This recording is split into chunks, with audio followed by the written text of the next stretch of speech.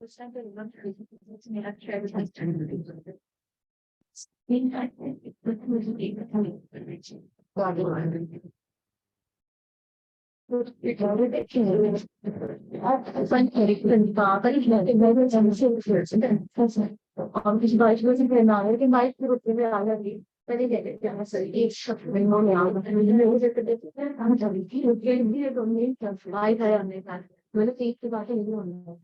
यार नहीं पता यार हाँ तो हमारे में अभी आपके समय होता है जॉब में लेकिन तुम्हारे बेटे के तरीका है मैं मुझे दिखाया नहीं आता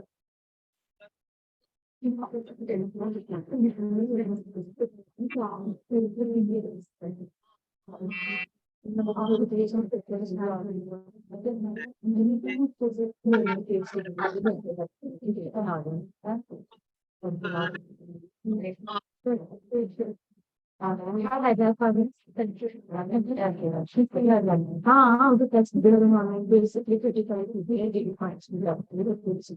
हाँ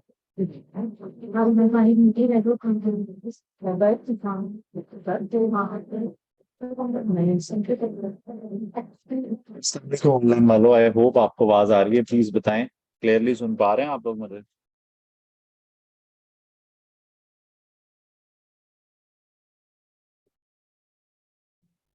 थैंक यू। टॉपिक है हमारा आई16। 4 दिन ले लेगा। तो लेट्स स्टार्ट जी कि अब इस आई16 में क्या है। बिल्कुल बेसिक से स्टार्ट करेंगे, पुरानी चीजें भी पढ़ लेंगे और साथ में अपने आप को नए लेवल पे भी ले जाएंगे।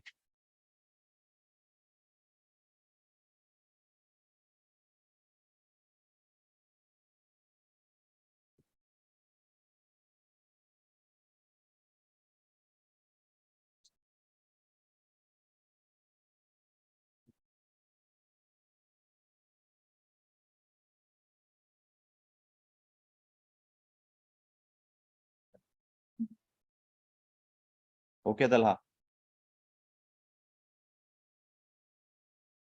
क्या टॉपिक है यार? Property plant and equipment. Property plan and equipment topic है। ये जो प्रॉपर्टी प्लान एंड इक्विपमेंट का टॉपिक है ना, इस टॉपिक को शुरू करने से पहले ना हमें कोई एक बात पता होनी चाहिए। मैं चाहता हूँ पहले वो हम सीख लें, ताकि जब स्टैंडर्ड पढ़ रहे हो तो स्टैंडर्ड में बीच में कोई फजूल बात ना। डन। अच्छा जी, वो क्या बात है जी जो हमें सबसे पहले पता होनी चाहिए, वो है यार कि किसी भी फ्यूचर कैश फ्लो की प्रेजेंट वैल्यू कैसे कैलकुलेट करते हैं। क्या बताएं, क्या पता होना चाहिए आप लोगों को? ये बात क्लियर है? तो पेज पूरा खाली है आपका पिछला, अगर आप और करो है ना खाली, इसको यूज करते हैं जरा। लेकिन आधा यूज करना है, पागलों की तरह पूरा पेज ना भर लेना, क्योंकि कुछ और बातें भी होंगी। ध्यान जी। ओके। अब पॉइंट क्या क्या क्या सीखना है जी हम लोगों ने? अच्छा, सबसे पहले तो आपको एक बात पता होनी चाहिए, और वो बात है कि मुझे बताएं कि आज आज एक सिविक कितने में आ रही है? एक सिविक जो कार है वो कितने में आ रही है? चलें 85 कर लें। आज आ रही है 85 लाख। क्या ये बात क्लियर है? मुझे सिर्फ ये बताओ कि 5 साल बाद कितने की आएगी? जल्दी से बताएं जरा।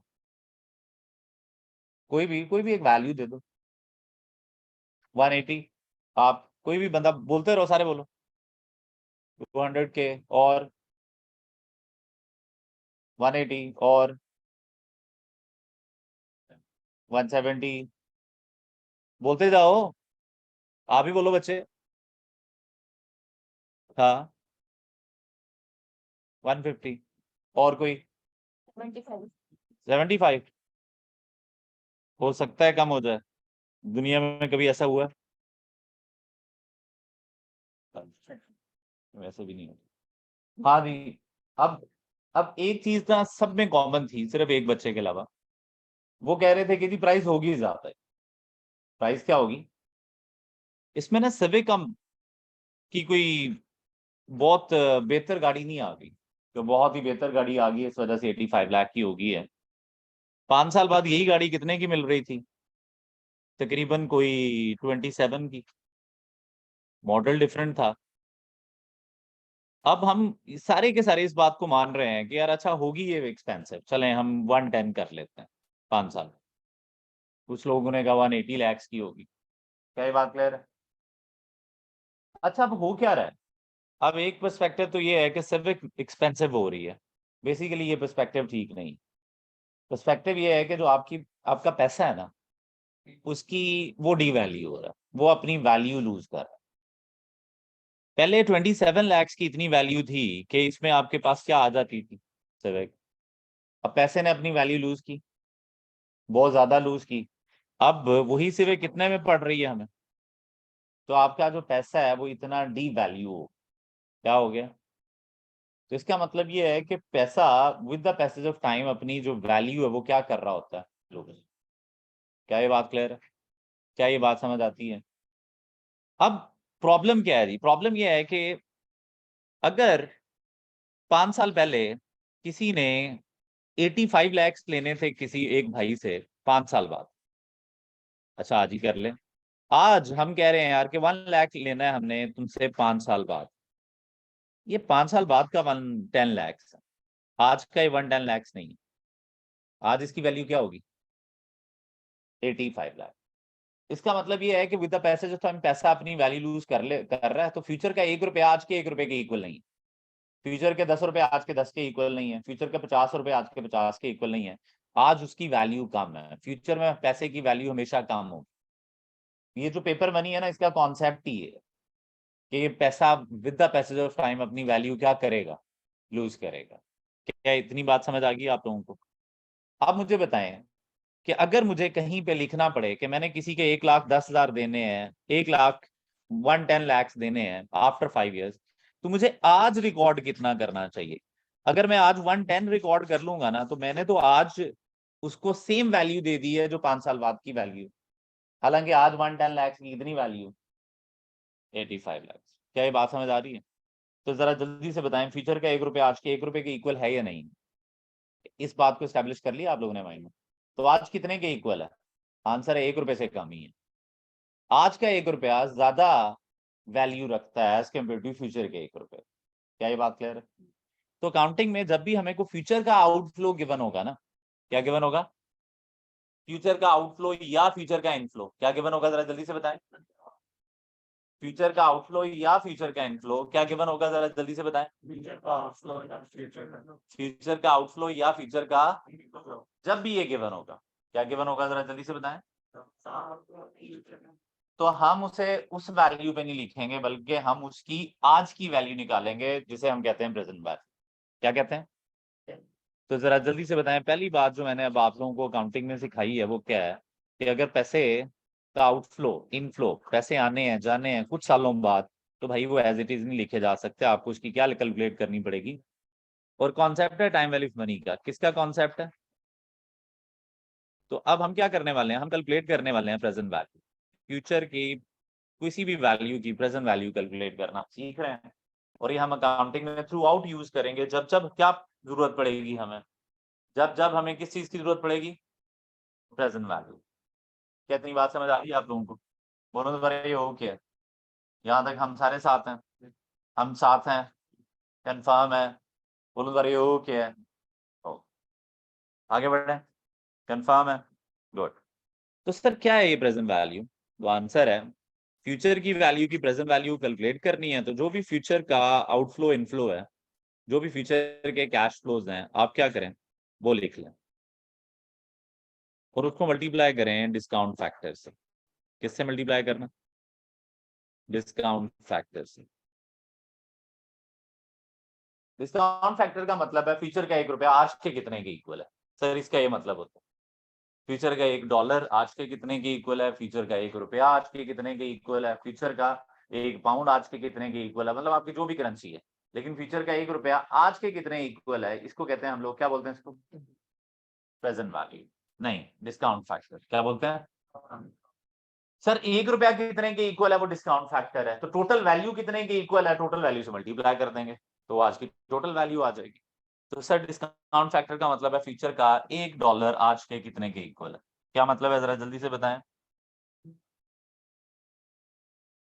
फ्यूचर का $1 आज के फ्यूचर का $1 आज के, फ्यूचर का $1 आज के, फ्यूचर का $1 आज के, फ्यूचर का $1 आज के, क्या ये बात क्लियर है? फ्यूचर का $1 आज के, फ्यूचर का $1 आज के, क्या ये बात क्लियर है? Discount factor. तो समटाइम्स ना वो डिस्काउंट फैक्टर नहीं लिखता है इसके लिए, समटाइम वो कहता है कि 3 साल बाद जो $1 आएगा उसकी आज वैल्यू इतनी है, इसका मतलब ये होगा कि वो डिस्काउंट फैक्टर ही गिवन। क्या ये बात क्लियर है? अच्छा जी, अब with the passage of time पैसा अपनी वैल्यू लूज करता है, ओके ठीक है करता है। अब डिस्काउंट फैक्टर कैलकुलेट कैसे करेंगे? तो इसका फॉर्मूला होता है यार, इसका फॉर्मूला होता है 1 plus interest rate. Interest rate को हम बोलते हैं आर, क्या बोलते हैं? कुछ लोग बोलते हैं आय, वो आज उठा लेते हैं इंटरेस्ट से आय। कुछ लोग बोलते हैं आर, वो कहां से उठाते हैं? रेट से आर उठा लेते हैं। तो 1 plus R raise to power minus N, N जो है ये नंबर ऑफ ईयर्स है। क्या है ये, जरा जल्दी से बताएं। नंबर ऑफ ईयर्स, तो मैं नंबर ऑफ ईयर्स ही लिख रहा हूँ। तो 1 plus R raise to power minus N, क्या ये बात क्लियर है? बोलो बारी ओके। तो ये डिस्काउंट फैक्टर है। अब हम इसकी थोड़ी सी प्रैक्टिस कर लेते हैं, ऐसे लोग जिनको नहीं पता उनको पता चल जाए, जब आना शुरू हो जाएगा तो फिर आगे बढ़ते हैं। और ये वो चीज है जो कि हमें जरूरत पड़ने वाली है। कहाँ पे जरूरत पड़ने वाली है? आगे IS16 में। तो फिर IS16 रोक के इस पे आना पड़ता है, तो मैं चाह रहा हूँ कि पहले ही पता हो, ताकि जरा IS16 फिर हम जरा सीधे सीधे लेके चलते जाएं। सर अब एक दो एग्जांपल्स क्वेश्चन में माइंड में आती हैं, तो सर सबसे पहले एग्जांपल ले लेते हैं। फर्स्ट एग्जांपल जो है वो है, बताएं फर्स्ट एग्जांपल क्या? 50,000 हमें रिसीव होना है, $50,000 पेएबल है या रिसीवेबल है डजंट मैटर भाई, बस वैल्यू फीचर की है आफ्टर 3 इयर्स। और इंटरेस्ट रेट इस इकोनॉमी में चल रहा है, इन्फ्लेशन का रेट, इंटरेस्ट का रेट, इंटरेस्ट रेट ये चल रहा है 10%। अब आपको क्या बोला जा रहा है कि प्रेजेंट वैल्यू कैलकुलेट कर दो। क्या कैलकुलेट करनी है आप लोगों ने? प्रेजेंट वैल्यू क्या कैलकुलेट करनी है? क्या कैलकुलेट करनी है? तो अब हम लोग प्रेजेंट वैल्यू कैलकुलेट करने वाले। क्या कैलकुलेट करने वाले? Present value. स्टार्ट करें प्रेजेंट वैल्यू कैलकुलेट करना। प्रेजेंट वैल्यू फिर क्या कैसे कैलकुलेट करें सर? तो आंसर है, बड़ा आसान सा काम है सर। प्रेजेंट वैल्यू इक्वल है फ्यूचर के कैश फ्लो से। फ्यूचर का कैश फ्लो कितना है? 50,000, ऐसा ही है। मल्टीप्लाई बाय डिस्काउंट फैक्टर से मल्टीप्लाई करते हैं 1 प्लस, अब 10% को ना पॉइंट्स में ले आना है, तो इसका हल क्या होता है फिर? 10 डिवाइडेड बाय 100 कर लो। क्या ये बात क्लियर है? तो जब मैं 10 डिवाइडेड बाय 100 करूंगा तो ये पॉइंट्स में आ जाएगा 0.10 रेज टू पावर माइनस, कितने साल है? 3 साल बाद है, आफ्टर 3 इयर्स, तो -3। तो ये हो जाएगा 1.10 ना, दोनों जब ऐड हो जाएंगे 1.10 रेज टू पावर -3। तो ये कितना आ रहा है? अच्छा जी, 0.751 का मतलब क्या है? तो बताएगा 0.751 का मतलब क्या है? इसका मतलब है 3 साल बाद का $1 या ₹1 आज के कितने के इक्वल है? 0.75। अब मुझे बताओ, अगर मैं 0.75 को 50,000 से मल्टीप्लाई कर दूं तो फिर ये कन्वर्ट कर देगा ना पूरी की पूरी वैल्यू को प्रेजेंट वैल्यू में। कितनी वैल्यू आ रही है? 375,550। ये प्रेजेंट वैल्यू है। मुझे बताएं कि अगर मैंने इस 50,000 जो मेरा 3 साल बाद जाना है या आना है, उसको मैं आज अकाउंटिंग में रिकॉर्ड करूंगा, तो फिर आज की वैल्यू होनी चाहिए या 3 साल बाद की वैल्यू होनी चाहिए? इतनी सी बात। क्या इतनी बात समझ आती है? कोई टेंशन वाली बात तो नहीं है। अब कुछ लोग होंगे जिनको ये फॉर्मूला अप्लाई नहीं करना आया होगा, प्लीज अगर आप नए हैं, आपको ये फॉर्मूला नहीं लगाना आता, तो प्लीज लगा के देखें, साथ वालों से पूछें, ऑनलाइन वाले मेरे से पूछें अगर नहीं पता तो। अब मैंने राउंड ऑफ कर दिया है को 50, 56, 66, 10, 15, 25 का फर्क लेके हमें रोला ना डालना। क्या ये बात क्लियर है? हम साथ साथ हैं, पक्का? आपको टेंशन तो नहीं है? आगे बढ़ें फिर। अगर इतनी बात समझ आ गई है तो लेट्स अंडरस्टैंड जी कि अब आगे क्या करना है हम लोगों ने। आगे क्या करना है हम लोगों ने? This is the question. तो आंसर है कुछ भी नहीं करना। कुछ करने की जरूरत ही नहीं है, एक और एग्जांपल सॉल्व कर लेते हैं बस। अब जल्दी जल्दी वैल्यूज बतानी है, अब हमारे पास टाइम नहीं है कि हम इस पे और टाइम लगाएं। तो सर एक और एग्जांपल है सर, 90,000 जी सर रिसीवेबल है आफ्टर 6 years, और इंटरेस्ट रेट जो चल रहा है वो 8% है। इंटरेस्ट रेट 8% है। आप मुझे बताएं प्रेजेंट वैल्यू। सारे कैलकुलेट करें, इजी ना लेना, कैलकुलेट करते रहना। शाबाश। 5, 6, 7, like 5. 5 चलो सर 90,000 कितने साल बाद मिल रहा है आपको 90,000? 6 years के बाद, तो 1.8% बनता है 0.8, तो ये मैंने डायरेक्ट ऐड ही कर लिया। 1 में 0.08 क्या कर लिया, ऐड। रेज टू पावर -6 कहां से आया, नंबर ऑफ इयर्स। कहाँ है सर, यहाँ है सर। क्या ये बात क्लियर है? चलें बताएं फिर क्या करूं। कितनी आ रही है प्रेजेंट वैल्यू? 0 पॉइंट, बिल्कुल ठीक है। नहीं टोटल बता दो ना। 5, 6, 700। सलामकुम सर, प्लीज सर। या तुम लोगों की कल भी छुट्टी है 7 days.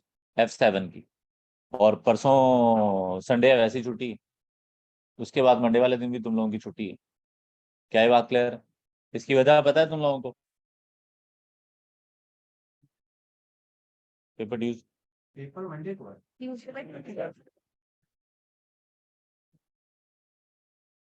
तो फिर कल आ जाओ यार।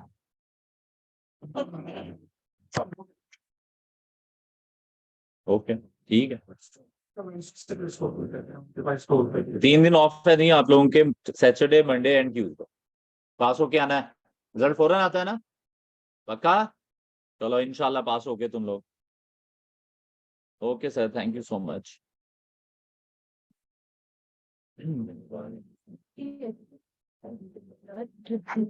आगे बढ़े।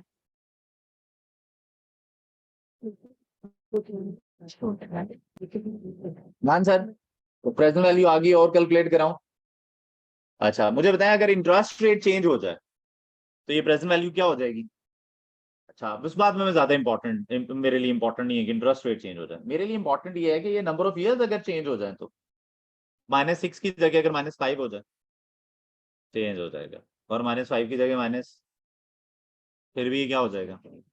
अच्छा तो अब मैं चाहता हूं कि आप इस बात को अंडरस्टैंड करें कि जो प्रेजेंट वैल्यू आपने बुक्स में रिकॉर्ड करनी है, अच्छा अगर मुझे पता हो 90,000 मिलना है 6 साल बाद, तो मैं उसको रिकॉर्ड करूंगा 90,000 ही आज, या 56,700? लेकिन मजे की बात यह है कि ये 56,700 कितने सालों के डिफरेंस की वजह से है। लेकिन क्या होगा जब 1 साल गुजर जाएगा? क्या होगा जब 1 साल, क्या होगा अगर 1 साल, जल्दी से बताएं क्या होगा अगर 1 साल, क्या होगा अगर 1 साल, क्या होगा अगर 1 साल, क्या होगा अगर 1 साल, क्या होगा अगर 1 साल गुजर जाएगा, तो ये वैल्यू क्या हो जाएगी, चेंज हो जाएगी। ये बात क्लियर है? तो मैं चाहता हूं कि मुझे आप बताएं 1 साल बाद क्या वैल्यू होगी। तो आंसर है सर -6 की जगह ये वाले फार्मूले में क्या कर देते हैं, -5 कर देते हैं।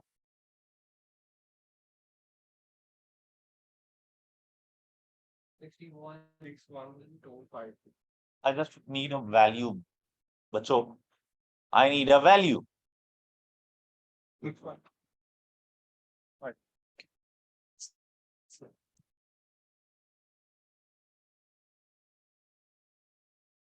क्या ये बात क्लियर है? चलें अब मुझे बताएं जरा, 1 साल बाद, after 1 year, after 1 year value हो जाएगी जी सर, अब गैप रह जाएगा कितना 90,000 इंटू 1.08 रेज टू पावर -5 हो जाएगा ना, तो वैल्यू मुझे दे दो 61252 61252। क्या हम यहाँ तक साथ हैं? पक्का, आपको टेंशन तो नहीं है? ओके, मैं चाह रहा हूँ ये जो 56,700 आपने राउंड ऑफ किया ना, इसको भी राउंड ऑफ ना करो, इसकी भी सही वैल्यू दो मुझे। 556,700 यही था, 715 था ना, चले ताकि फर्क थोड़ा आए। मैंने एक और चीज सिखानी है। नाउ आई जस्ट वांट कि एक साल और गुजर गया, आफ्टर अनदर 1 ईयर, अब क्या होगा, कितना गैप रह जाएगा आफ्टर अनदर 1 ईयर?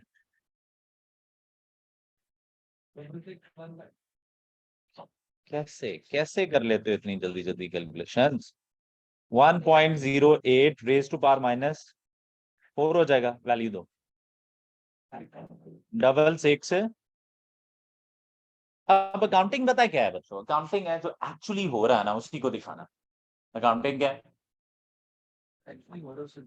तो जब मैं आपको कह रहा हूं कि जब आपको पता चलेगा 6 साल बाद पैसे जाने हैं, तो वो 6 साल बाद पैसे जो जाने हैं वो नहीं लिखने हैं अकाउंटिंग में, आज की वैल्यू लिखनी है, क्योंकि आज की उसकी वैल्यू जो है वही रियलिटी है।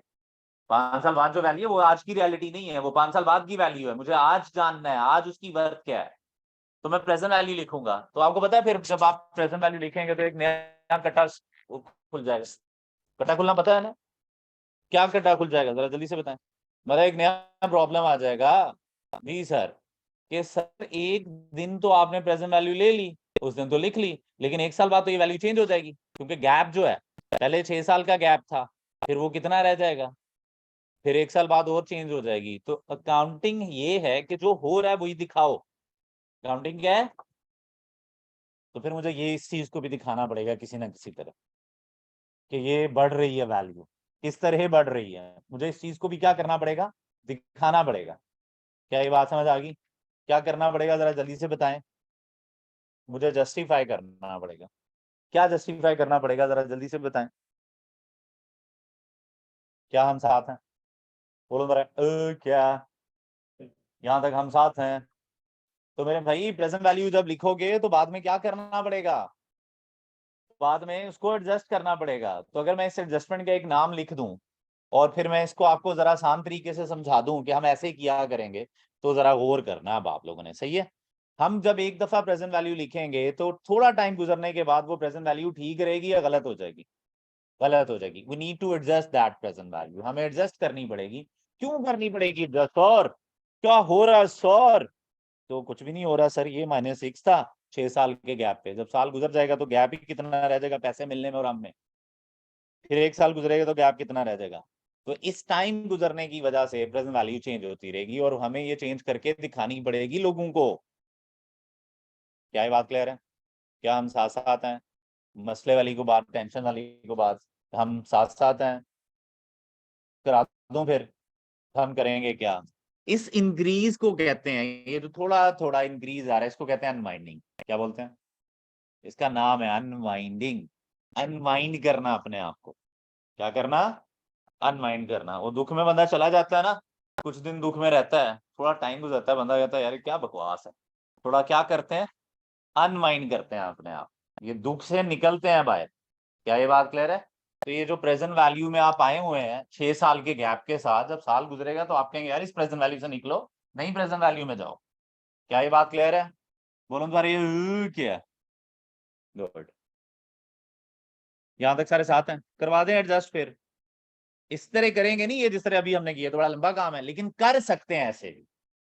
अगर मैं आपसे पूछूं पैसे मिलने थे या जाने थे, एग्जाम्पल में देखो 90,000 रिसीवेबल था ना, अगर मैं पूछूं पहले दिन रिसीवेबल कितने का बुक होगा, उस वो पैसा जो 90,000 रिसीव होना है आफ्टर 6 ईयर्स, उसको पहले दिन वेरी फर्स्ट डे जब 6 साल का गैप था कितने का रिकॉर्ड करेंगे। लेकिन अगर मैं एक साल बाद पूछूंगा ना तो आप कहेंगे सर अब ये वैल्यू होनी चाहिए, एक साल और बाद पूछूंगा तो ये वैल्यू होनी चाहिए। तो ये शॉर्टकट बनेगा रिसीवेबल्स का पेएबल्स का कैलकुलेट करने का। कहीं ना कहीं जाके मैं लगा दूंगा, आप कहेंगे सर ये क्या हो रहा है, मैं कहूंगा बकवास बंद। तो मैं समझा चुका हूं ना ऑलरेडी। क्या ये बात क्लियर है? तो सर इस तरह शॉर्टकट भी लगेंगे, ये भी किए जा सकते हैं, लेकिन हम जो कर रहे होंगे, हमने तो एक एक चीज दिखानी होती है। तो हम इस तरह कर रहे होंगे, हम ले रहे होंगे ओपनिंग बैलेंस सबसे पहले, फिर हम लिख रहे होंगे उसको अनवाइंडिंग, और ये अनवाइंडिंग इंटरेस्ट होता है। क्या होता है? ये टाइम रिलीफ मनी को ना हम अकाउंटेंट्स इंटरेस्ट बोलते हैं। क्या बोलते हैं? इंटरेस्ट। बताएं टाइम रिलीफ मनी को क्या बोलते हैं? ओके। और क्लोजिंग बैलेंस बोलो जरा, ये ओके है? बोल ही नहीं रहे तुम लोग। हो हा। यहाँ तक साथ है सारे, आगे बढ़े। आ रहा है फिर गौरी, कौन आ रहा है? गौरी। लो जी, गौरी क्या कह रहा है? गौरी कह रहा है जब ईयर 1 में इसी एग्जाम्पल में आपने 90,000 रिसीव होना है ना आपको कितने साल बाद, तो आपने 90,000 नहीं लिखी। मैंने कहा ओके, कितना लिखना है? उसने कहा प्रेजेंट वैल्यू, तो मैंने लिख ली। कितनी है? 56,715। 56 ये लिखनी है। मैंने कहा ओके, लिख लेंगे। ये बात ठीक है, लेकिन जैसे ही 1 साल गुजरेगा तो ये बात ठीक नहीं रहेगी, तो मुझे इसको क्या करना पड़ेगा? अनवाइंड। अब अनवाइंडिंग का तरीका ये है कि ओपनिंग बैलेंस के ऊपर ना आप लोगों ने इंटरेस्ट रेट अप्लाई कर देना है। मेरा इंटरेस्ट रेट यहाँ पे कितना है? 8%। ओपनिंग के ऊपर 8% लगा देना। क्या लगा देना है? ओपनिंग के ऊपर लगा दें। ओपनिंग के ऊपर 8%। तो बताएं जरा, ओपनिंग के ऊपर 8% लगाएंगे तो क्या होगा?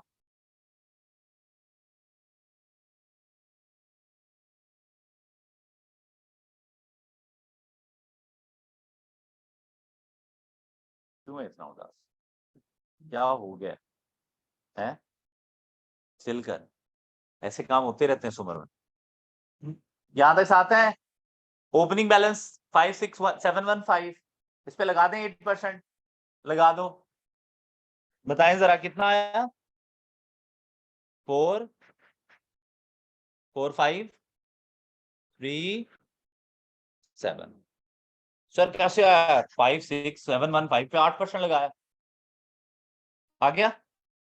मुझे बताएं वैल्यू बढ़नी है कम होनी है? With the passage of time present value बढ़नी है। पैसा अपनी वैल्यू लूज कर रहा है ना, तो पैसे की वैल्यू बढ़ेगी। बढ़ेगी मतलब वैल्यू नहीं बढ़ेगी, मॉनिटरी टर्म्स में वो बढ़ता हुआ नजर आ रहा है। यहाँ तक सारे साथ हैं। तो बताएं ये ऐड कर लें, हम दोनों ऐड कर लें, ऐड कर लें। 61252। अगर आप गौर करो तो आपको ये वैल्यू कहीं नजर भी आ रही होगी, लिंक कर लो जरा। हमने यही कहा था ना 5 साल के गैप के बाद ये वैल्यू इतनी हो जानी चाहिए, तो हो गई ना। हमारा प्रोसीजर जो है वो ये है, हम इस तरह आया करेंगे इस वैल्यू पे, लेकिन मैं जब पूछा करूंगा ना जल्दी जल्दी बताना ईयर एंड पे रिसीवेबल कितना है, तो आप ऐसे भी निकाल सकते हैं। अब मुझे बताएं ईयर 2 के एंड पे क्या वैल्यू देगा मेरा टेबल? ये 66। ये बात समझ लगी? क्या हम साथ हैं? कोई टेंशन तो नहीं है? तो फिर मुझे बताएं ईयर 2 आप बना के दिखाएं। इस साल का क्लोजिंग अगले साल का क्या बन जाता होता है? ओपनिंग। तो लिख दें ओपनिंग में ईयर 2। बताएं कितना आ गया? 61252 पे दोबारा लगाएं 8%। सॉरी 4900 पूरा, तो 4901 हो गया ना। चल है। अब मुझे बताएं 66153। मेरे पास 153 आ रहा है, मैंने क्योंकि इस यहाँ पे सही राउंड ऑफ किया था। मुझे बताएं एग्जैक्टली वही आ रहा है। आपको इंटरेस्टिंग बात बताऊं, आप मुझे बताएं ये अगर आप करते जाएं, ये आप करते जाएं करते जाएं करते जाएं, बोलो सारे, तो 5 साल बाद या 6 साल बाद, 6 साल बाद एग्जैक्टली 90,000 पे होंगे आप। यही तो किया था आपने, 90,000 की प्रेजेंट वैल्यू ली थी। 6 साल बाद तो 90,000 ही है ना, तो आप एग्जैक्टली ओरिजिनल वैल्यू पे पहुंच जाएंगे। क्या आपको समझ लगी बात? तो जब जब अकाउंटिंग में, बोलो सारे मेरे साथ, जब जब, बोलो, जब जब, जब जब, जब जब अकाउंटिंग में पैसे फ्यूचर में आने हो या जाने हो, हम उनकी प्रेजेंट वैल्यू रिकॉर्ड करेंगे, और फिर हर गुजरते हुए साल के साथ उसकी अनवाइंडिंग करेंगे। मतलब सही वाली प्रेजेंट वैल्यू पे ले जाएंगे, एडजस्ट करते जाएंगे प्रेजेंट। चलो एक स्टोरी बना लो अपने माइंड में जल्दी से, ये आपके सामने है स्टोरी, और ये काम हमने आए 16 में भी करना,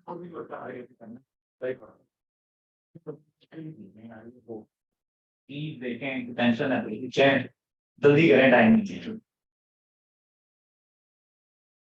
क्या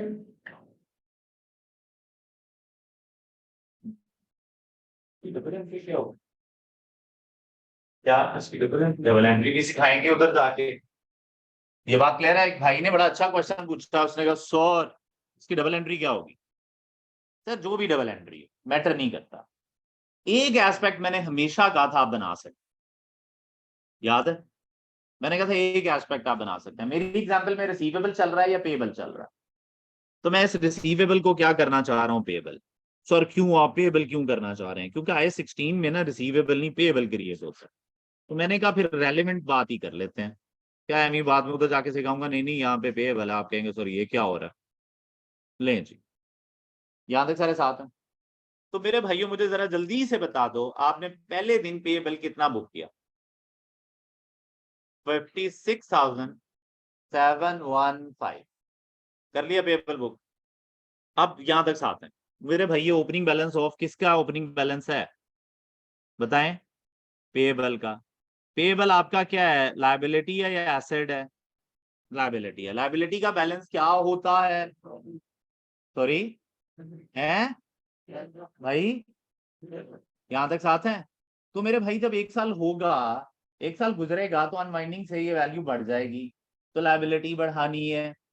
क्या करूं? लायबिलिटी बढ़ानी है, क्या करूं? क्रेडिट की चीज को बढ़ाने के लिए क्रेडिट ही करना पड़ता है, तो फिर मैं पेबल को क्रेडिट करूंगा। कितनी अमाउंट से? जितने से बढ़ा रहे हैं। कितने से बढ़ा रहा हूं? गुड हो गया। इसका मतलब है डबल एंट्री क्या बनेगी, पेबल क्रेडिट हो जाएगा। क्या ये बात क्लियर है? बोल ही नहीं रहे यार तुम लोग। लायबिलिटी क्रेडिट हो जाएगा, पेबल क्रेडिट हो जाएगा। क्या ये बात क्लियर है? अब मेरे भाइयों कितना, कितने से क्रेडिट कर रहा हूं? अब मुझे एक बात बताओ, चाहे इन्फ्लेशन की वजह से, चाहे पैसा अपनी कदर लूज कर रहा है, जो मर्जी हो रहा है, भाई आपकी लायबिलिटी बढ़ेगी तो अच्छा लगेगा, दुख होगा तो सारे दुखी हो जाओ। सारे सारे तेरी शक्ल से लग नहीं रहा तू दुखी है, तू हंसी जा रहा है। दुखी हो गया सारे दुखी? गुड। तो मेरे भाई दुख होना, लायबिलिटी बढ़ना अच्छा है बुरा है? तो बुरा होना मतलब एक्सपेंस है या इनकम है? तो डेबिट साइड पे एक्सपेंस है। आपको पता है कौन से वाला एक्सपेंस? अभी थोड़ी देर पहले बता रहा था। एग्जैक्टली ये जो टाइम वैल्यू ऑफ मनी का पंगा होता है ना, इसको हम इंटरेस्ट के नाम से बुक करते हैं। तो इंटरेस्ट एक्सपेंस डेबिट होगा 4537। और वो पेबल जो 5671 था, वो पेबल बढ़ के 61252 पे आ जाएगा। अगले साल दोबारा सेम एंट्री होगी इंटरेस्ट की। इंटरेस्ट होता है हर साल टाइम के साथ साथ, जितना टाइम गुजर गया बॉय, ठीक है? तो एंट्री थोड़ी थोड़ी हम बना सकते हैं, बड़े हो गए हम। अब हमें डबल एंट्री इतना परेशान नहीं करेंगे जितना पुराने जमाने में करती होती थी। क्या बोलूं जरा ये क्या? सर वाइंडिंग अप का रिव्यू दे दें, क्या था ये?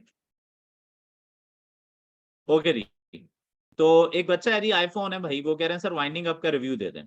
सर भाईजान जब आप एक प्रेजेंट वैल्यू लिख लेते हैं ना, कोई एक, उसमें आप एक कुछ पर्टिकुलर ईयर्स के साथ वो प्रेजेंट वैल्यू कैलकुलेट करते हैं। जितना गैप होता है आपके पैसे आने या जाने में और आज रिकॉर्डिंग में, उतने ईयर्स के गैप के साथ आप प्रेजेंट वैल्यू कैलकुलेट करते हैं।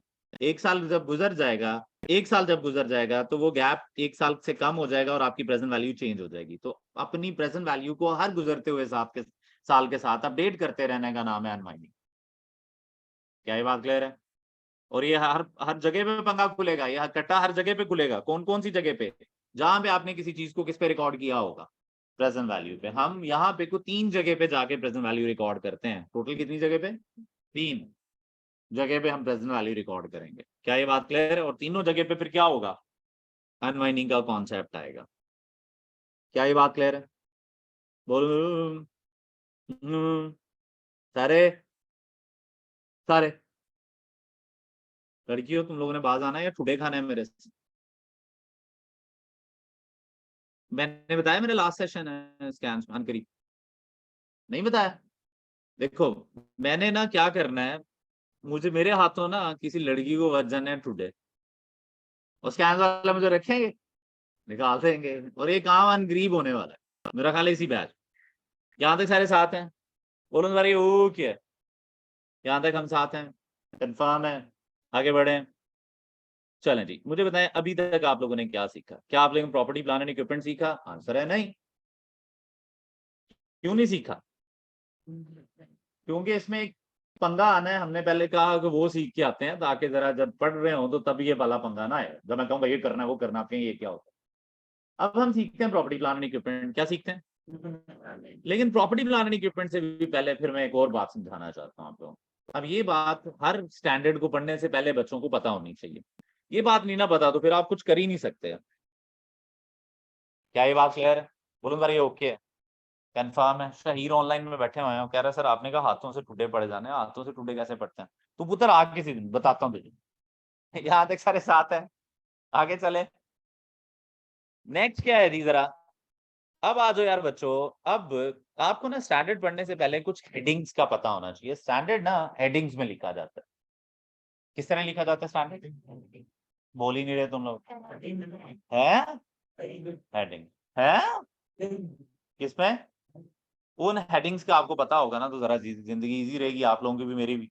और क्वेश्चंस भी जब वो पूछ रहा होता है तो इन हेडिंग्स का नाम बार बार यूज कर रहा होता है, तो मीनिंग्स ना पता हो तो टेंशन में रहेंगे हम लोग। हेडिंग्स में होते हैं फिर पैराग्राफ्स। क्या होते हैं? क्या ये बात क्लियर है? कंफर्म है? हेडिंग्स में क्या होते हैं? यहाँ तक सारे साथ हैं। तो जब आप कहीं को पे जाके कहेंगे ना स्टैंडर्ड ये कहता है, ये बात क्लियर है? प्रैक्टिकल लाइफ में वो कहेगा कौन सा पैराग्राफ, ये बात क्लियर है?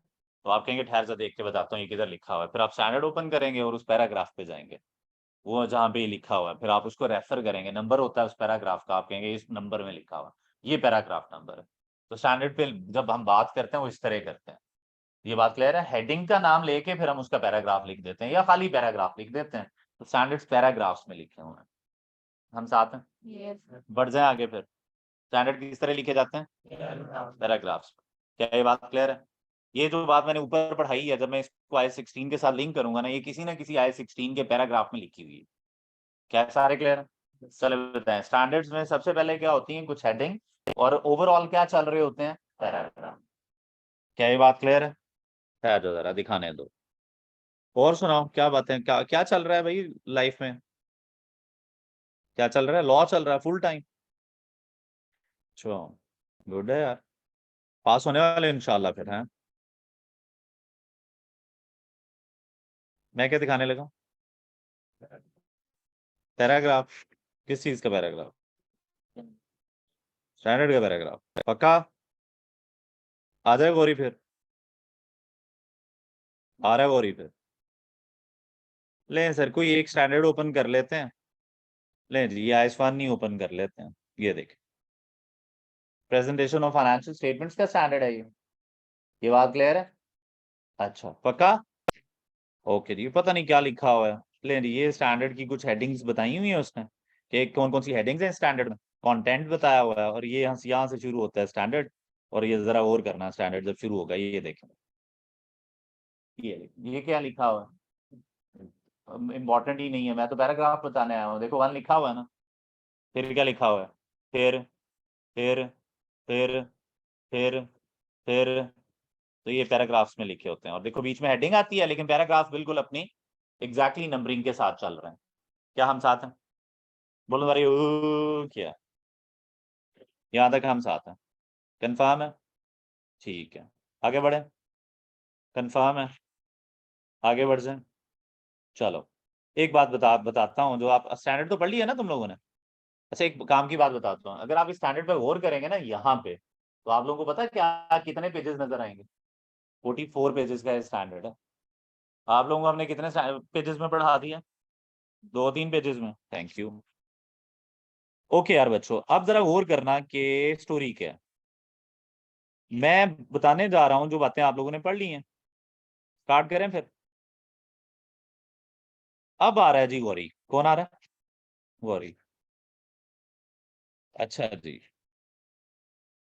लो जी, फिर आ गया गौरी। क्या आ गया जी? कौन आ गया? गौरी नहीं आ रहा। ले जी, ये देखें जरा, ये स्टेटमेंट ऑफ फाइनेंशियल पोजीशन में उसने ना क्या बताया, जरा देखें क्या बताया उसने।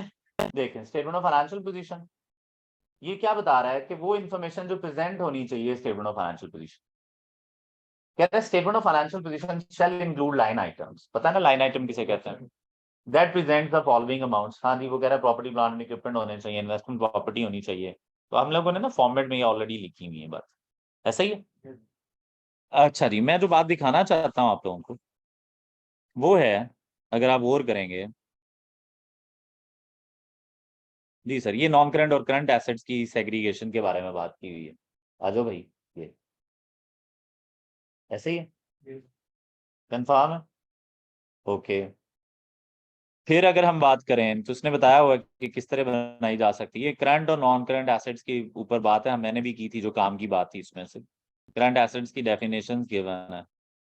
तो ये सारा का सारा इस तरह आप लोगों को लिखा हुआ है, तो अगर को पढ़ना चाहिए तो 44 पेजेस में पढ़ सकते हैं, पढ़ सकता है नहीं। अब आ जाओ यार बच्चों, स्टैंडर्ड किसमें लिखे जाते हैं जरा जल्दी से बताएं। पैराग्राफ्स किसमें लिखे जाते हैं। अब उन पैराग्राफ्स का तो ठीक है नंबरिंग होती है, लेकिन अब हम कुछ हेडिंग्स में है, तो जरा लेट्स सी कि हम क्या करने जा रहे हैं। एक ऑनलाइन में पागल बच्चा बैठा हुआ है, कहता सर क्या आप ये पीडीएफ भेज सकते हैं?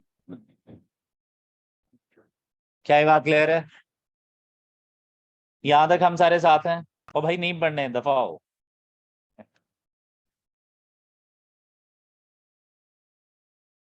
आपको पता है ना जाने लोग क्या कहते हैं, कहते हैं बंदे को एक जगह पे हमेशा रहना चाहिए, एक जगह पे हमेशा रहना चाहिए। पता है वो कौन सी जगह? एग्जैक्टली औकात। तेरी औकात ही नहीं है कि तू स्टैंडर्ड्स पढ़े, अभी दफा हो, स्टार्ट करें। अब हेडिंग्स कौन से हैं जरा जरा गौर करें। हेडिंग्स हैं, सबसे पहली हेडिंग होती है मेरे बच्चों किसी भी स्टैंडर्ड्स में, आईएफआरएस या आईएसएस आईएस हेडिंग्स। सर पहली हेडिंग होती है, जी सर,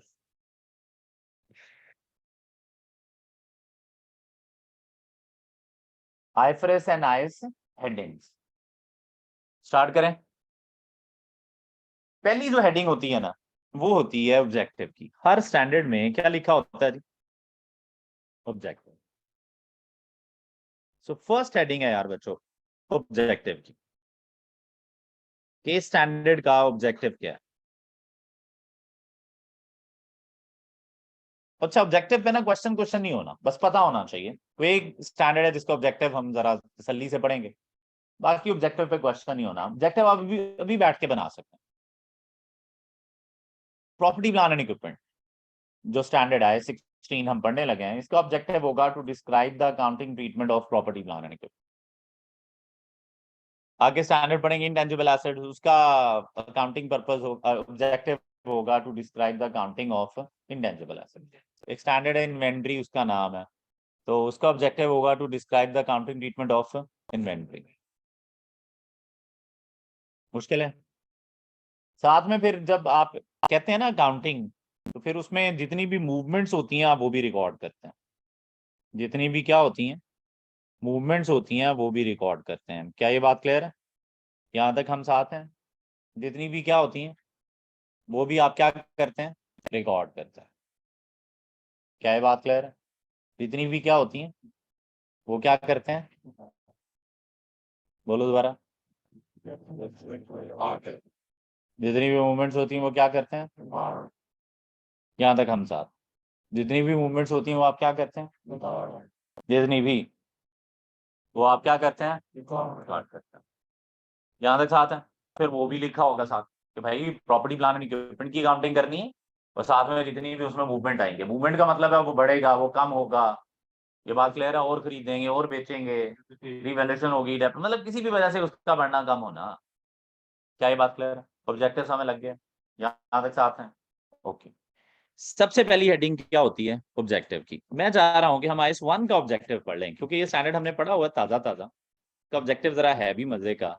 मैं चाह रहा हूं कि हम पहली पहली हेडिंग ऑब्जेक्टिव की होती है ना, तो ले यार फिर आ गया, गोरी कौन आ गया, ले आईएस 1 और इसका ऑब्जेक्टिव हम पढ़ लें। ये लिखें, आई जस्ट वांट कि आप इसका ऑब्जेक्टिव पढ़ें। आपको पता है, एक एक बात पता है आप लोगों को।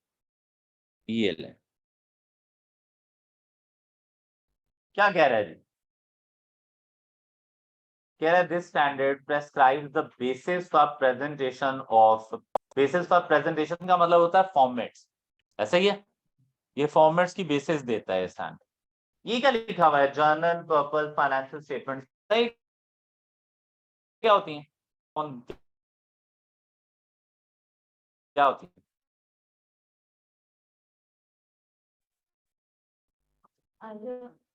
नहीं, जो उन लोगों के लिए बनी हो जो बेचारे, ओके स्टेटमेंट्स। अब आगे पढ़ो जरा।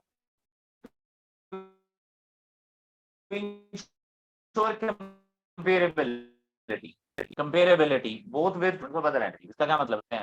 तो इनकी फाइनेंशियल्स क्या हो जाएंगी? कंपेरेबल। क्या ये बात क्लियर है? और पिछले साल भी इन्होंने उसी तरीके से बनाई होगी, तो इससे कंपेरेबिलिटी हो जाती है, यानी कंपेयर करना क्या हो जाता है? आसान। जब चीजें एक जैसी हो ना तो कंपेयर करना क्या हो जाता है? आसान। क्या ये बात क्लियर है? आगे बढ़ लें, क्या कह रहा है?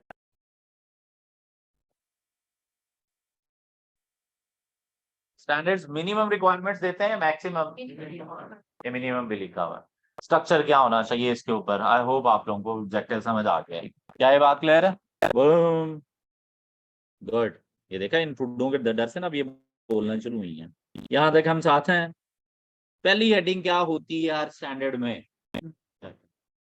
I16 में भी होगी, लेकिन हम पढ़ेंगे, कोई चक्कर नहीं। पूछेगा, कोई चक्कर, हम यहाँ तक साथ।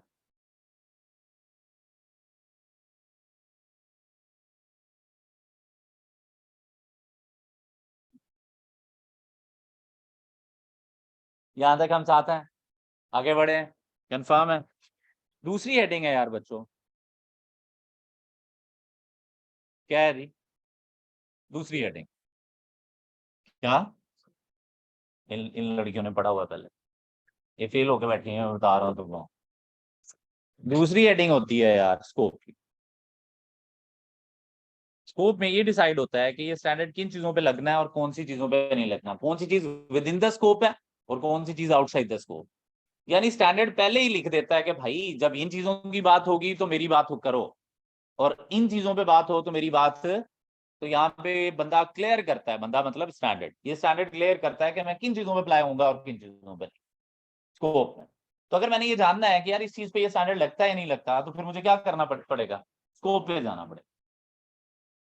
क्या ये बात क्लियर है? तो किन चीजों पे अप्लाई होना है, किन चीजों पे अप्लाई नहीं होना, ये कहाँ से पता चलता है? जब आप बड़े हो जाएंगे ना, और प्रैक्टिकली ज्यादा लड़ाई इस बात पे रहती है, इस पे बहुत लड़ाई पड़ती है, लेकिन हमारी मौज है, तुम लोगों की औकात ही नहीं है कि इस लड़ाई में जाओ।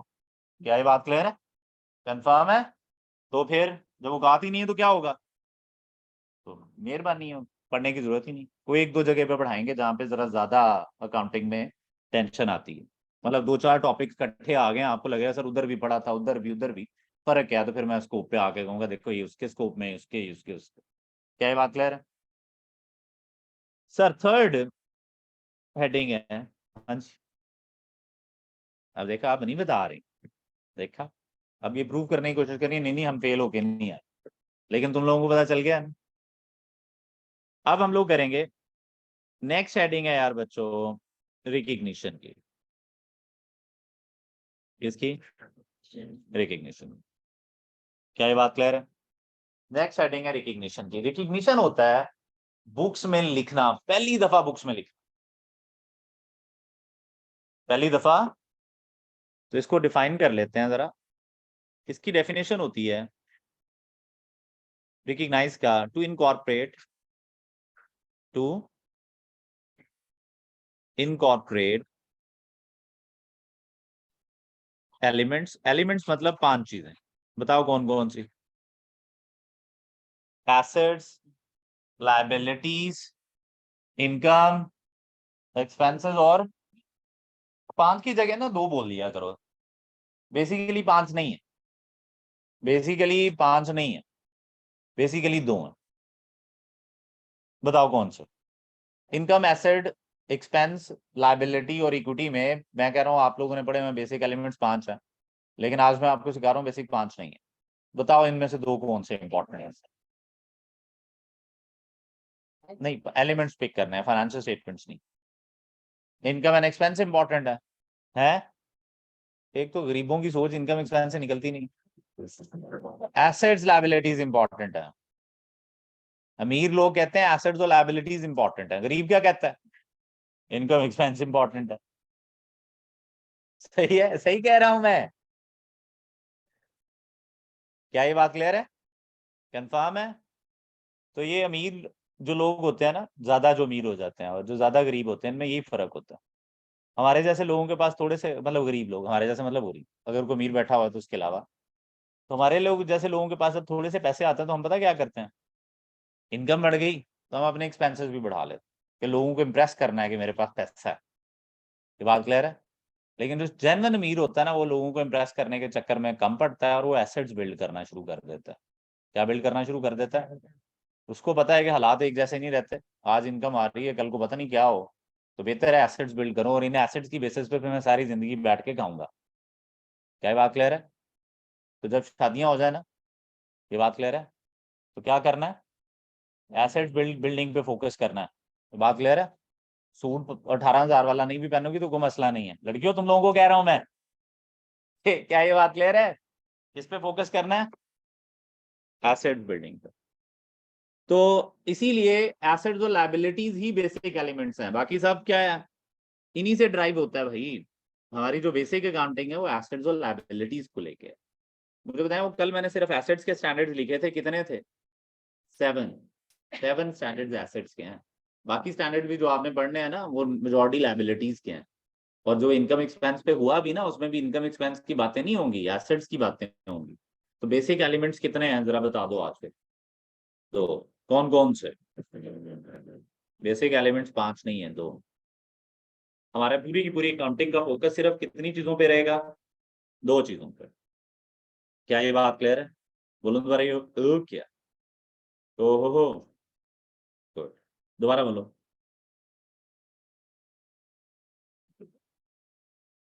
यहां तक सारे साथ हैं। तो टू इनकॉर्पोरेट एलिमेंट्स, क्या बात कर रहा हूं? टू इनकॉर्पोरेट, बोल ही नहीं रहे यार। एलिमेंट्स कौन से? Assets and in financial statement, in financial statements में इनकॉर्पोरेट करना। वो वैसे बोलो तो डबल एंट्री पास करना है। क्या पास करना? तो ब्रैकेट में लिख लेना, बोलना ना किसी को, समझ लेना, बोलना यही है। क्या ये बात क्लियर है? जब आप ये बोलते हैं ना to incorporate elements in financial statement, तो पढ़े लिखे लगते हो। जब आप बोलते हैं ना पास, डबल एंट्री पास करना है यार, तो आप क्या लगते हैं फिर?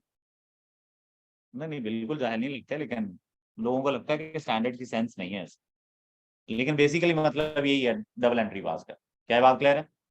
क्या पास करना? क्या पास करना? क्या पास करना?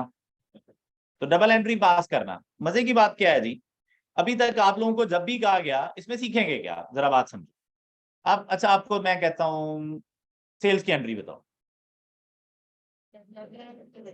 डेबिट कैश क्रेडिट, या फिर डेबिट रिसीवेबल क्रेडिट, कैश की सेल हो, या रिकग्निशन में ना आप ये पढ़ेंगे कि ये सेल की एंट्री कब हो सकती है, किस टाइम पे, द टाइम, किस दिन, किस पॉइंट पे आप ये डबल एंट्री बनाएंगे। जरा जल्दी से बताएं क्या होगा। किस किस दिन, किस टाइम पे डबल एंट्री हो, किस दिन और किस दिन और किस दिन और किस दिन और किस टाइम। ये देखो, आप बेसिकली आपको लग रहा है आप एडवांस लेवल पे जा रहे हो, नहीं, आप उन्हीं चीजों को बहुत डिटेल में समझने की कोशिश कर रहे हो जो पहले पढ़ चुके हैं। बचपन में जब भी होता था ना सेल्स, तो आप कहते थे sir date to sell sir. अब आपको कहा जाएगा सर सेल्स, आप कहेंगे सर चेक कर लेते हैं, रिकग्नाइज करने का टाइम आया है या वेट करना है। तो टाइम बड़ा इंपॉर्टेंट होता है डबल एंट्री का, और ये बहुत इंपॉर्टेंट होता है क्योंकि अगर ये टाइम नेक्स्ट ईयर में चला गया तो नेक्स्ट ईयर के रेवेन्यूज बढ़ेंगे, नेक्स्ट ईयर के प्रॉफिट्स का पार्ट बनेगा। और अगर ये टाइम करंट ईयर में आ गया तो करंट ईयर के रेवेन्यूज बढ़ेंगे। क्या ये बात क्लियर है? तो ये टाइमिंग की बड़ी गेम है। यहाँ तक सारे साथ हैं? तो कहाँ पे सीखेंगे कब एंट्री बनानी है, रिकग्निशन। तो टाइमिंग्स बड़ी इंपॉर्टेंट है, यहाँ पे आपको टाइम ऑफ रिकग्निशन समझना है। और इसके कुछ क्राइटेरियाज होते हैं, जब क्राइटेरिया पूरा होते हैं तो आप रिकग्नाइज करते हैं, नहीं तो नहीं करते। तो जिस दिन वो क्राइटेरिया पूरे होंगे वो आप एंट्रीज बनाएंगे। तो ये बात प्लीज कहीं लिख लो, कब एंट्री बनानी है, कब रिकग्नाइज करना है, कब टाइमिंग्स इंपॉर्टेंट रहेंगी, द टाइम ऑफ रिकग्निशन। क्या ये बात क्लियर है? तो रिकग्निशन में सबसे इंपॉर्टेंट बात क्या है, कब रिकग्नाइज करें। क्या ये बात क्लियर है? जुहेब कह रहा है सर ये आज क्या हो गया, बैच को ओके की आवाज ही नहीं आ रही जब आप कहते हैं ओके बोलूं। क्या हो गया आज यार, ये सारे मरे पड़े हैं आज। एक तो रोजा रखा हुआ है इन्होंने, दूसरा इनका लॉ का पेपर है, इनको लॉ की ज्यादा टेंशन है, तो इनका हंसने को दिल नहीं कर रहा। एक भाई बैठे हैं उनका नया नया दिल टूटा हुआ है, वो तो बहुत ही उदास है। डन है जी, आगे बढ़े, जरा जल्दी से बताएं, कंफर्म है? ओके जी। अब आ जाओ यार जरा, वो ऑनलाइन में एक भाई ने पीडीएफ मांग लिए थे, उसका दिल मैंने तोड़ दिया, वो भी रिप्लाई नहीं कर रहा। यहाँ तक सारे साथ, वो तेरा नाम नहीं लिया, किसी को नहीं पता तू कौन है, एंजॉय करके आया, भी पागल हो गया। क्लियर है? ये अक्सर ऐसा होगा कि आप लोगों की ना बिस्ती हो, ठीक है? तो अगर मैं इसको देख के कोई बात कर भी रहा हूँ ना, तो इसने सोचना पता क्या है, कि मेरी तो हो ही नहीं थी, साथ वाली की हो रही थी, तो साथ वाली भी उसी टाइम पे क्या सोच रही होगी, किसी की हो रही है। ऐसे खुश रहना है, जिंदगी बड़ी छोटी है, तो मतलब कि खुश रहो। यहाँ तक सारे साथ हैं? बोलो दोबारा, ये ओके है? 3 हेडिंग समय लगी। अच्छा जी, तो रिकग्निशन क्या, मैंने चेक करना है कि इस एसेट की कब डबल एंट्री बनाऊं। लॉस, वो तो पहले ही उदास बैठे थे। ये जिस भाई का अभी मैंने पीडीएफ पे दिल तोड़ा ना, वो कह रहा सर हर बंदा ही तोड़ देता है मेरा दिल। एक सर बंदा ही उदास है मेरी क्लास। वही इसको अपना मुकद्दर समझ, और जी खुल के। यहाँ तक सारे साथ है? बोलो सारे ओके है? ऑब्जेक्टिव हो गया, स्कोप हो गया, रिकग्निशन होगी। अब आ जाओ यार बच्चों, इससे अगली हेडिंग, कब एंट्री बनानी है, कब किसी एसेट को लिखना है, ये कहां से पता चलेगा? रिकग्निशन से। पढ़ेंगे, बिल्कुल पढ़ेंगे, बड़ा इंपॉर्टेंट है। हम रिकग्निशन किसी भी स्टैंडर्ड में जाने नहीं देंगे, एमसीक्यूज बनता है, लिख लेना एमसीक्यू, थ्योरेटिकल एमसीक्यू। रिकग्निशन में लिखना है, पूरे की पूरी हेडिंग्स में नहीं लिखना। तो रिकग्निशन में थ्योरेटिकल एमसीक्यूज बनते हैं, तो ये कोई एक आधा दो एमसीक्यूज आके बज ही जाते हैं लोगों को। डन है? फोर्थ हेडिंग है यार बच्चों। हाँ बताओ जी, फोर्थ हेडिंग।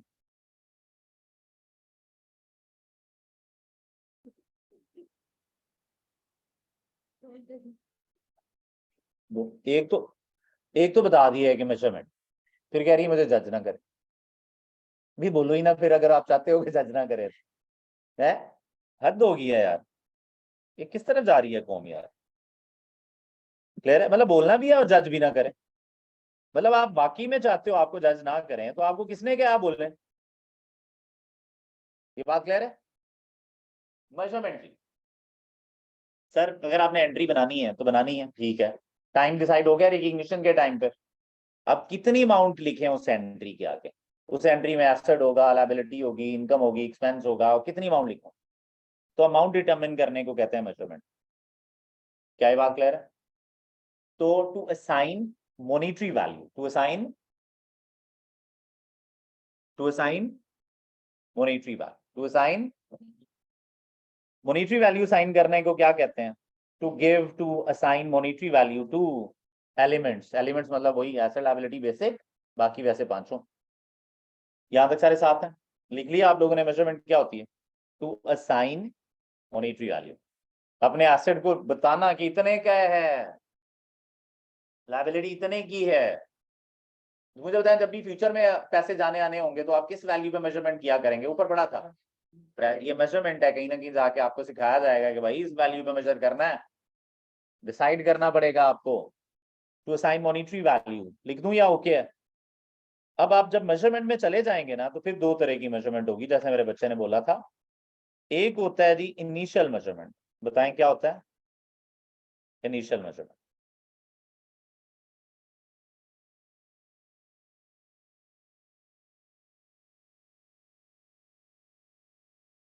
एक होता है इनिशियल मेजरमेंट, क्या होता है जरा जल्दी से बताएं, और दूसरी होती है सब्सिक्वेंट मेजरमेंट।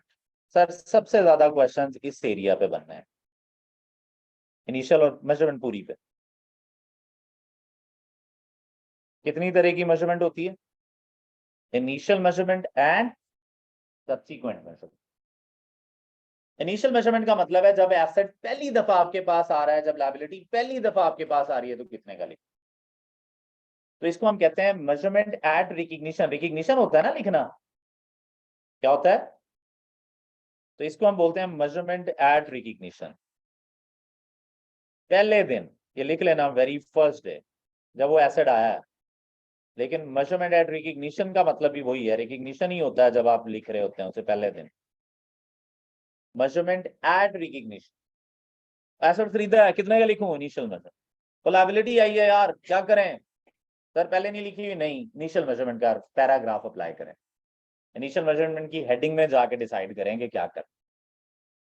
क्या ये बात क्लियर है, बोलो रे क्या, यहाँ तक हम साथ हैं पक्का, बोलो रे क्या, आगे बढ़े, कंफर्म है, ये क्या हो रहा है जी सर,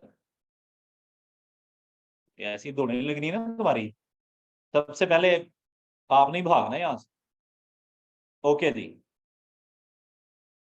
कंफर्म है, अच्छा जी, आगे बढ़े, गुड। किधर थे हम लोग, बाहर बारिश हो रही, नहाने जाए,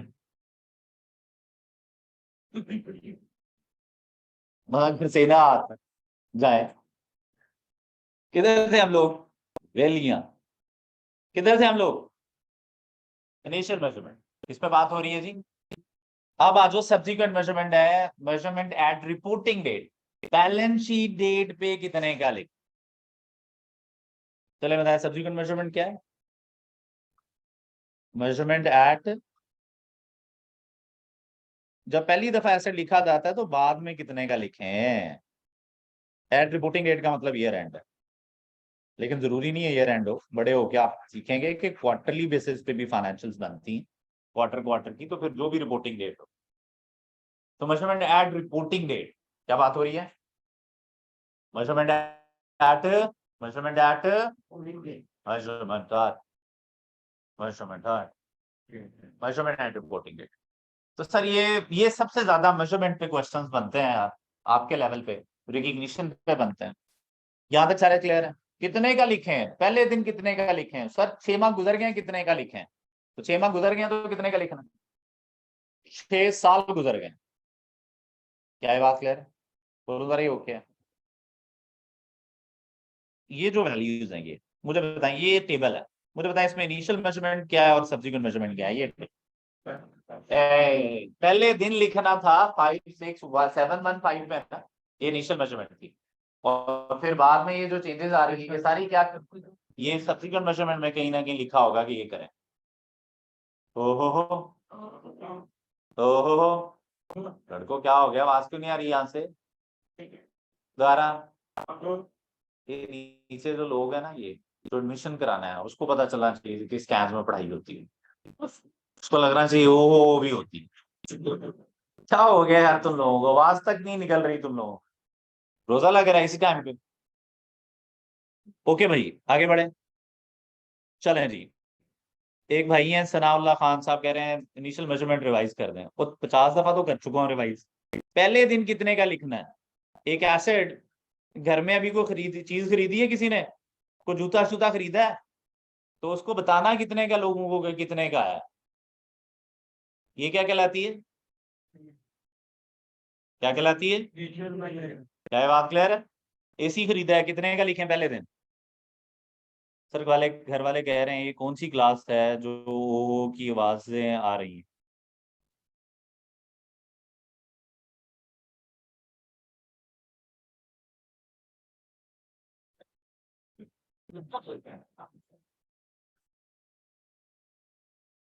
भाई अहमद, मेरी क्लास में किसी ने माइक यूज किया था, माइक के साथ हेडफोन्स भी यूज किया करो। मेरी क्लास में ऐसे ना घर में बैठ जाया करो, किस टाइम पे मैंने तुझे गालियां देने शुरू कर देनी है तुझे पता चलेगा। तो बकवास आदमी। आगे बढ़े। कंफर्म है, कंफर्म है, आगे चलें, कंफर्म है। वो ना मेरे इन लॉज में ना एक आंटी थी, दूर की कोई होंगी, तो वो ना कहें कि मैंने जुबैर से मिलना है, तो मेरी वो मदर इन लॉ को कहें कि मैंने ना आपके दामाद से मिलना है। तो मेरी मदर इन लॉ के अच्छा मिल लेना, मिल लेना। तो एक दिन ना वो स्पेशल आ गई, तो कहती नहीं चलें जुबैर के घर जाना है, मैंने जुबैर से मिलना है। आगे चाय पे बैठे हुए थे, तो मेरी मदर इन लॉ कहती कि आपसे बहुत ज्यादा मिलना चाह रही थी। तो मैंने कहा आप मुझे कैसे जानती हैं? कहती मेरे बेटा आपसे पढ़ता है। और कहती जब आपकी क्लास होती है ना, तो वो क्या करता है, वो ड्राइंग रूम में स्पीकर पे क्लास चल रही होती है और हम बड़ा एंजॉय करते हैं। अब मुझे तो पता है कैसे एंजॉय करते हैं। यकीन करो बड़ा ही शर्मिंदा हुआ मैं। सही है, कंफर्म है, गुड। किधर थे हम लोग? इनिशियल मेजरमेंट किस पे, और दूसरा कौन सी मेजरमेंट है? यहां तक साथ हैं। पहले दिन कितने का लिखना है? क्या ये बात क्लियर? कंफर्म। बाद में कितने का लिखना? गुड। आगे फिफ्थ हेडिंग है, फिफ्थ हेडिंग है यार, फिफ्थ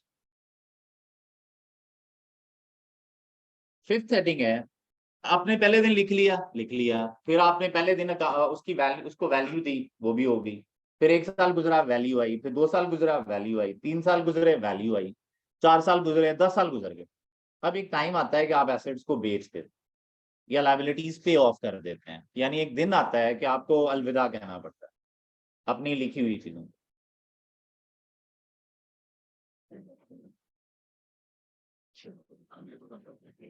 ये क्या हुआ, तुम लोग हंस क्यों रहे हो? मेरी तो वैसी नजर पड़ गई थी भाई पे। तो आपको क्या करना पड़ता है जरा जल्दी से बताएं? अलविदा। तो अलविदा करने को हम लोग अकाउंटिंग में कहते हैं डी रिकग्नाइज कर। क्या करना? देखो रिकग्नाइज करना था, लिख लेना। तो डी रिकग्नाइज करना क्या होता है? जी सर, डी रिकग्नाइज करना क्या होता है? जी सर, बुक्स में लिखी हुई चीज को खत्म कर देना, निकाल देना बुक्स में से, किसी भी चीज को अपनी बुक्स में से निकाल देना। तो ये क्या कहलाती है? D recognition. तो ये भी एरिया बहुत इंपॉर्टेंट है हमारे लेवल पे, तो हम इसको भी बहुत अच्छे तरीके से समझने की कोशिश करेंगे। क्या ये बात क्लियर है? ओके। तो डी रिकग्निशन क्या है, जरा जल्दी से बताएं। To eliminate previously recognised element, elements मतलब एसेट और लायबिलिटी बेसिकली, लेकिन बाकी 5 भी आप कर सकते हैं, लेकिन बेसिकली 2 ही होते हैं, एसेट्स और liability. To eliminate previously recognised, यानी जो पहले लिखे हुए हैं हमने। टू एलिमिनेट previously recognized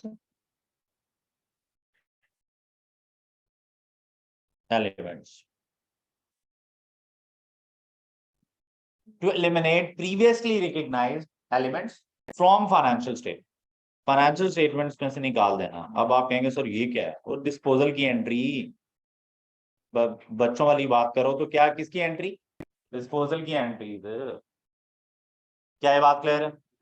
तो बुक्स में से निकाल देना। तो ये 3 एरियाज हमारे लिए बड़े इंपॉर्टेंट है, रिकग्निशन का, measurement both initial and subsequent, and then derecognition. यहां तक हम सारे साथ हैं। देन फिर होती है यार सिक्स्थ हेडिंग। क्या होती है? सिक्स्थ जो हेडिंग होती है ना बच्चों, वो होती है डिस्क्लोजर्स, डिस्क्लोजर्स एंड प्रेजेंटेशन। क्या होती है यार, जरा जल्दी से बताएं।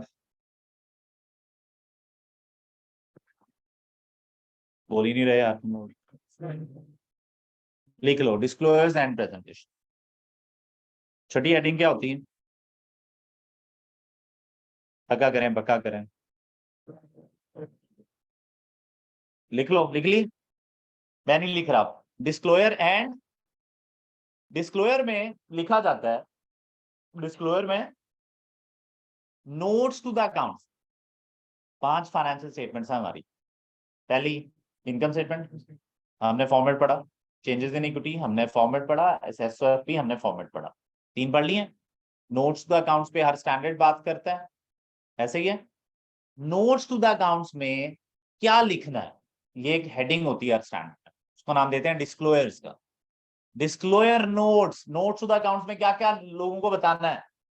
I-16 की बात करें तो डेप्रीसिएशन के रेट्स क्या हैं, कौन से मेथड पे डेप्रीसिएशन है, कौन सी पॉलिसी है, ये सब बताना है। ये स्टैंडर्ड बताएगा आपको, और कौन से हेडिंग में बताएगा, डिस्क्लोजर्स। क्या बात क्लियर है? कौन से हेडिंग पे बताएगा?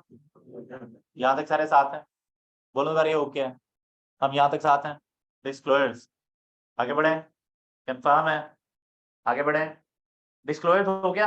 आगे मैंने हेडिंग दो हेडिंग बोली थी, इसी में डिस्क्लोजर्स एंड प्रेजेंटेशन का मतलब होता है face of financial statements, income statement, changes in equity, cash flows और बैलेंस शीट के फेस पे किसी चीज को कैसे दिखाना, ये प्रेजेंटेशन होती है। क्या होती है presentation? Face of financial statement में किसी चीज को कैसे प्रेजेंट करना। ये जो प्रॉपर्टी प्लान एंड इक्विपमेंट है, इन्हें कैसे प्रेजेंट करेंगे, कहां पे? Face of financial statement. कैसे प्रेजेंट करेंगे? Face of financial statement. कैसे प्रेजेंट करेंगे? किस पे? Face of financial. कैसे प्रेजेंट करेंगे? Face of financial statement. क्या हम यहां तक साथ हैं?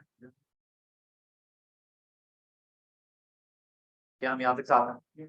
बोलो सर ये ओके, कंफर्म है, कंफर्म है, आगे बढ़े। लास्ट हेडिंग है डेफिनेशन। लास्ट हेडिंग क्या है? डेफिनेशन की हेडिंग क्या है? जिसमें ना हर मुश्किल टर्म को वो डिफाइन कर देते हैं, जिसमें हर क्या करते हैं, डिफाइन कर देते हैं। तो जरा जल्दी से बताएं, छठी हो गया था प्रेजेंटेशन एंड डिस्क्लोजर, ऐसा ही है, प्रेजेंटेशन एंड डिस्क्लोजर। सातवीं क्या? डेफिनेशन। डेफिनेशन में ना हर मुश्किल टर्म जो आगे स्टैंडर्ड में जाके आनी है ना, वो उसको डिफाइन कर देते हैं। आईएसएस में ये डेफिनेशन दूसरे हेड नंबर पे होती है, आईएसएस में ये डेफिनेशंस दूसरी हेडिंग होती है, लेकिन आईएफआरएस में ना ये एंड पे चली गई, लेकिन इससे फर्क नहीं पड़ता, बस लिखी होती है हेडिंग कहीं ना कहीं। क्या है बात क्लियर है? आज इतना ही पढ़ना था हमने। I-16 इंशाल्लाह कल मतलब वेडनेसडे को शुरू करेंगे। Wish you best luck for the exam, इंशाल्लाह पास हो जाओगे तुम लोग, मेहनत करो जरा। जी sir, Saturday off, Sunday off, Monday off, Tuesday off. अब हम कब मिलेंगे? वेडनेसडे। क्या हुआ, परेशानी है? नहीं, उदास हो जाओगे तो आ जाना, मैं इधर ही होता हूँ सारा दिन। परेशानी क्या? थैंक यू सो मच जी, अल्लाह हाफिज।